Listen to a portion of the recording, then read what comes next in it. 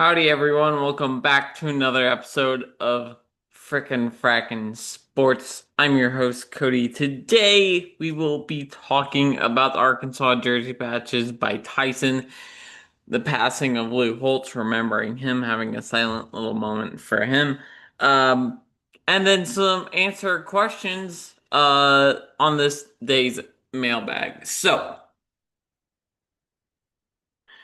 why don't we dive right into it with Arkansas? Um, so there were two main companies and so I will do a podcast and I will say who I think should have done SEC patches because we know they're probably coming. What makes sense for that school?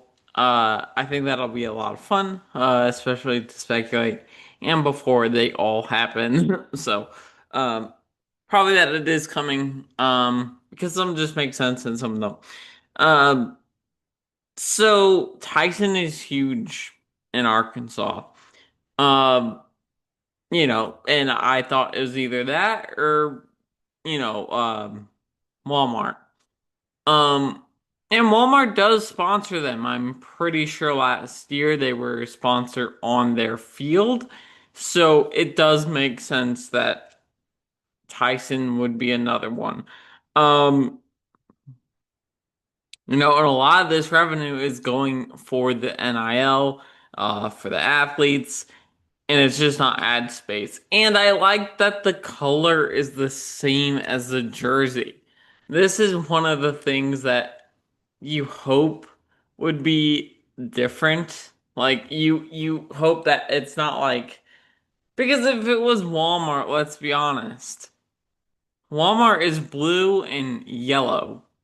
That would not look good on or a primarily red and white jersey. It just would look like an eyesore on that jersey. And so I think if they're able to implement jersey patches that look like it is color coded to that jersey, or at least not like too much of a difference that you notice, like a blue and a red, I would have no problem with it because it's like it just works, right?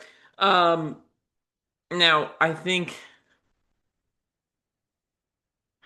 there are two reasons why you do this. Um, Not as a school and as a fan, like you hate to see that these jerseys get a NIL patch or patches.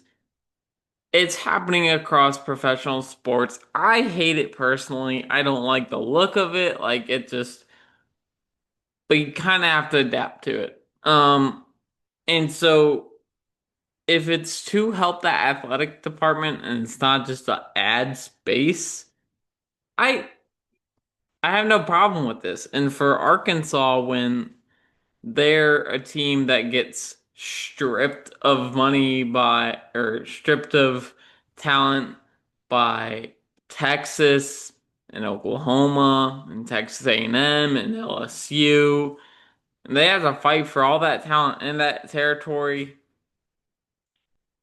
They're not going to be able to compete. Um, and so I think this is really smart for them, because now these athletes they can have more NIL opportunities for these athletes, and it does make sense, because you're just getting a bunch of chicken money basically.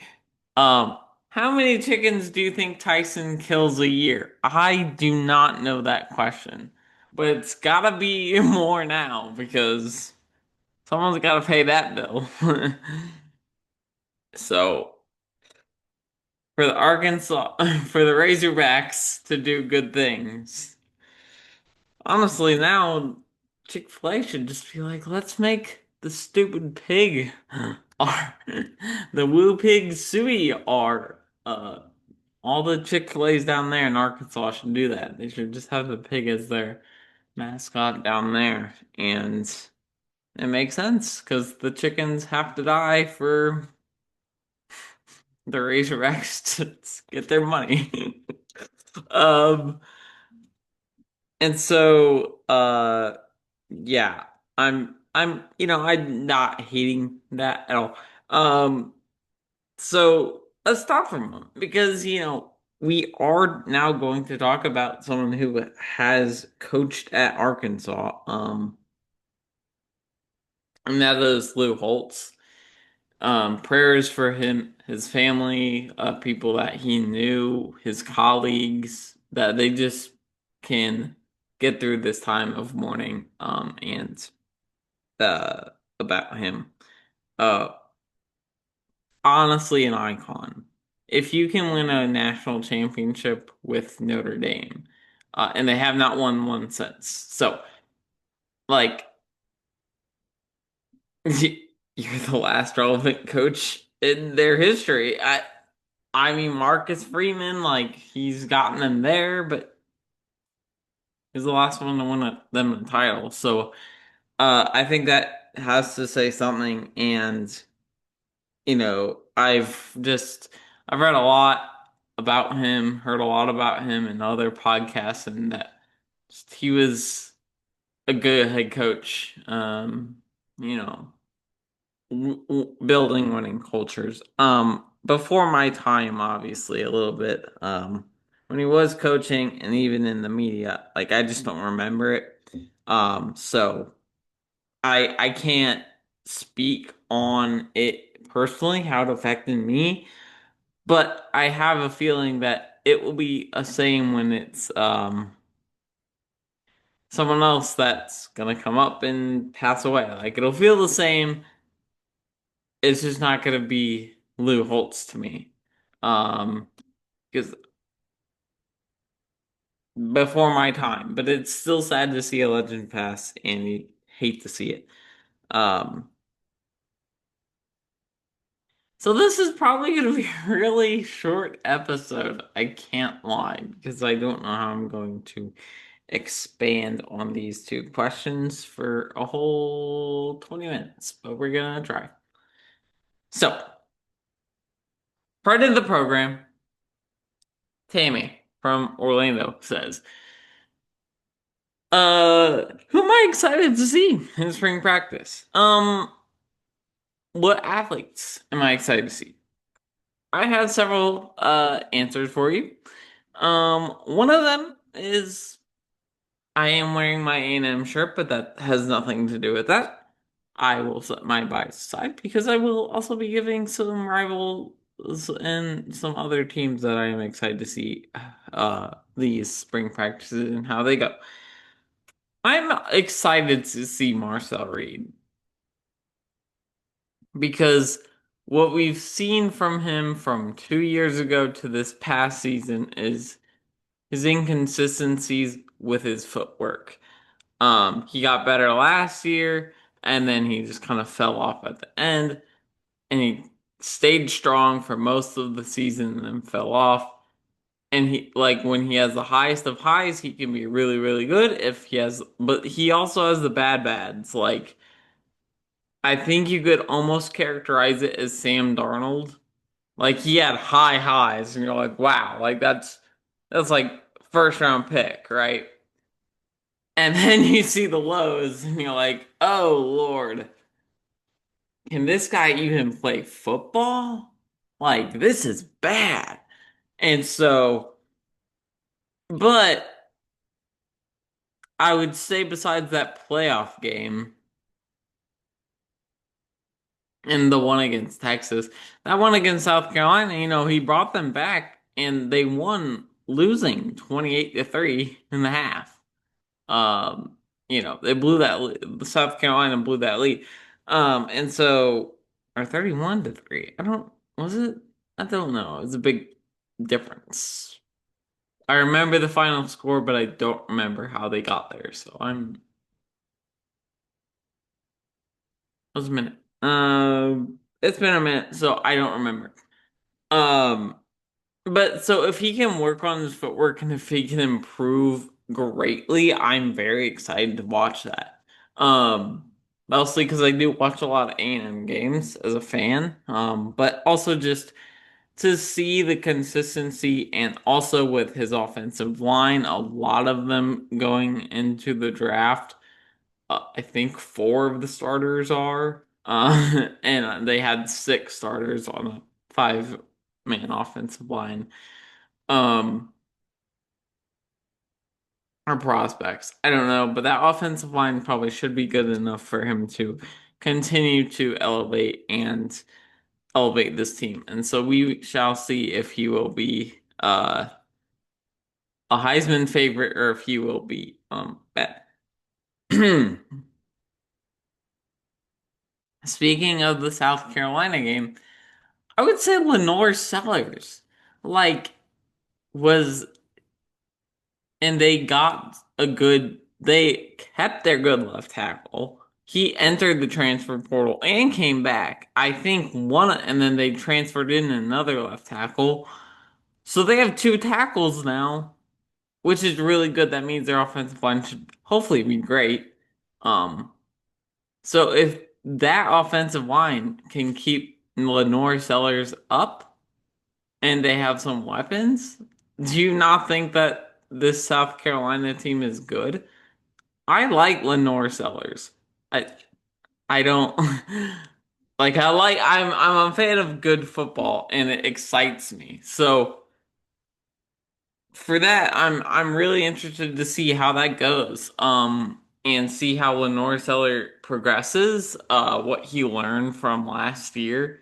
'Cause it was not great. It was not pretty. But he again, like uh Marcel Reed, his highs are very high, but his lows are pretty low. And so if he can have a consistent high, then like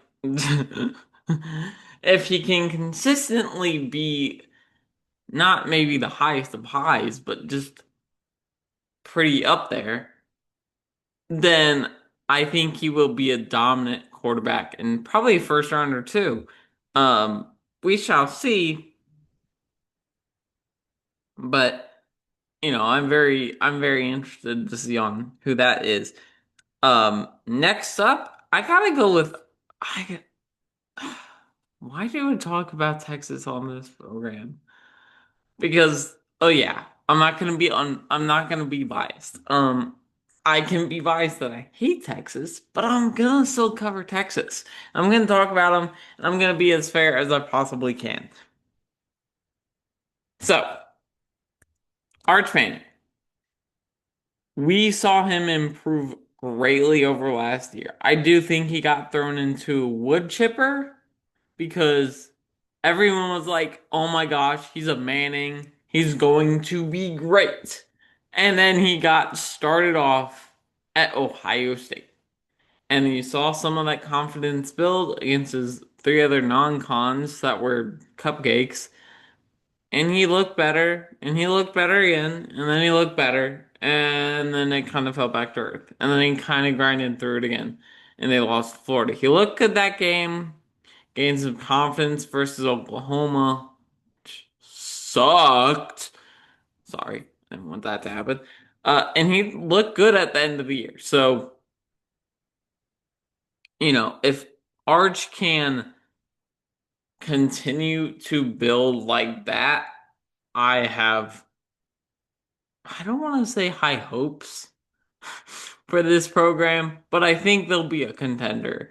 And honestly, they need to be because they got Cam Coleman and they have an expensive roster. They spent a lot of money in the NIL. Like this is national championship or bust for the Texas Longhorns because they got Cam Coleman. And honestly, in that system, if they can run the ball effectively, which they weren't able to really do last year, that offensive line was not great. I think Cam Coleman, if he gets like we saw him with, he was explosive with bad quarterback play. Like if he got the ball, like now obviously with Auburn, it was just they couldn't run. It was always like third and long and their offensive line couldn't block. So it'd just be like heave it towards him, third and long. And so obviously he didn't have great success, but if he had the ball, like he was scary, and he could torch you. And so that was a competent offense, unlike the Hugh Freeze offense last year. I think this will be a lethal connection. Um, and that just hurts me to say. I don't want to say it, but I am excited to see it. I don't know how to feel about it. Like, why do I have to? Moving on. I have to. I gave some SEC hope and hype, and it was all the.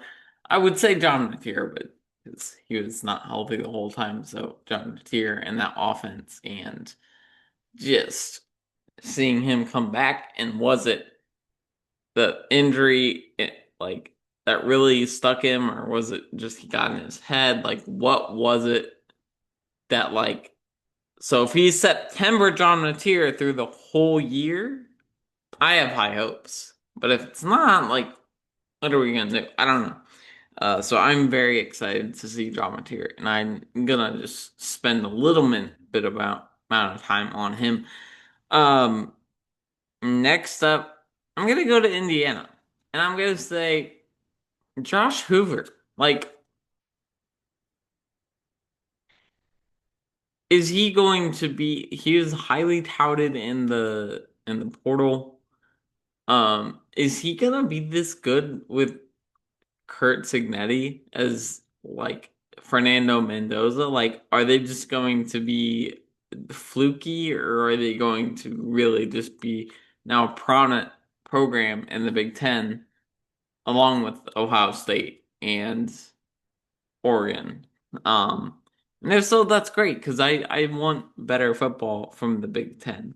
As I have said countless amount of times on this program.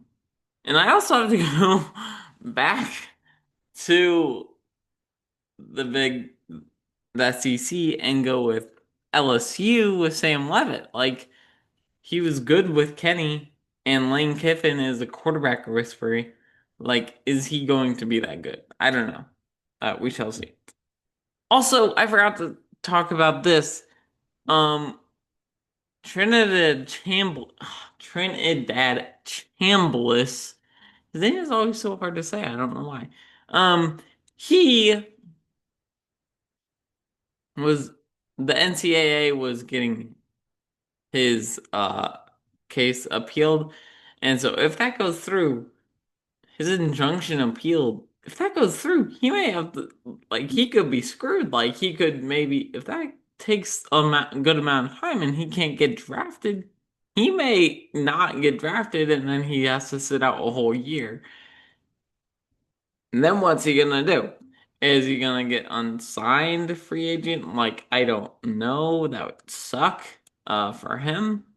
So we shall see. This is interesting. But I guess that's why you don't go for 7 years in college. Just saying. You get screwed in the NFL. Um, yeah. Those will be my players for that mailbag, by the way. This next one.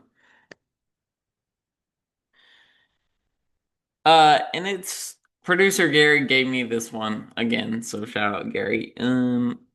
Great question by him. It was, why are coaches like Josh Heupel pushing for a 2014 playoff when we just got to 12?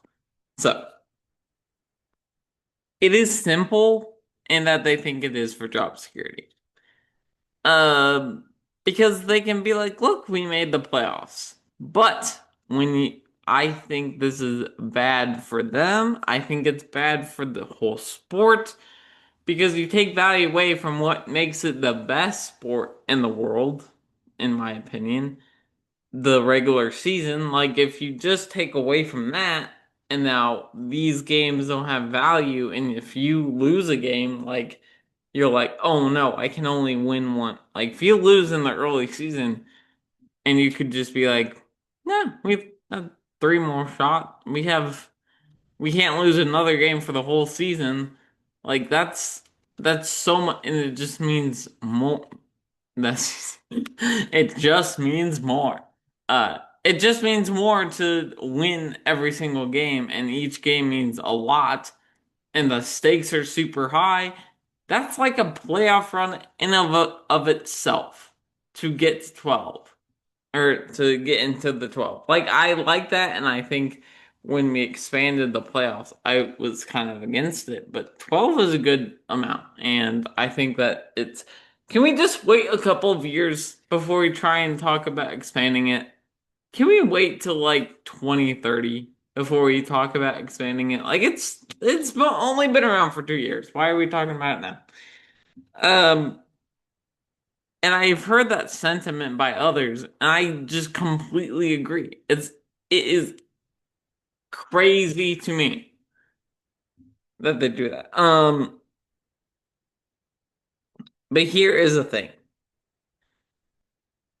They also like it would make sense because then for them because then they can be like, "Oh, we can then add a better non-con game to our schedule." And I think that's where you schedule if you schedule weak. Like Vanderbilt went 10-2, but they had a weaker schedule, and so they got left out. Like, and so this is why I'm really happy with how the playoff is now. If you schedule weak, you're gonna get punished for it. And so we want the best of the best. And if you play the best of the best and you lose a couple of games, then I don't think you should be punished for it. But there's a threshold of you can't lose four against really good teams and get in, which I think a 24 team that threshold could be 8-4 to get in, basically. Um, and so yeah, that's my thoughts on that because like I just want good football. I want good competitive teams playing each other. Um, Also, if you talk about it like this, if you are a Kirby or a the board, you're expected like you're thinking, "Oh, I got into the playoffs. I'm safe. My job is safe." But they're going to be like, or Sark. And Sark's like, "Yeah, we spent all that money in the portal. I made it to the playoffs. You guys can't fire me." I would be like, "No. Well, the playoffs, if it was 24 teams, that's not enough. You gotta win several games in the playoffs." And so with the 12, I am more just if you make it and get bounced, that's okay. Like I'm not happy about it, but I'm not mad either. So I would be much more strict of coaches or critical of coaches if they chose that route. And I think that's what coaches are choosing, and they just don't realize that part. But I get it because it's a job security thing, and that, yeah. So, um, if you want your question answered on this podcast, make sure you DM the Instagram at Frickin Frackin Sports or at me on Twitter at it is Cody G, and I will answer your questions on the show. It's that simple. Hope y'all enjoyed today's episode. Have a great, wonderful day, and God bless.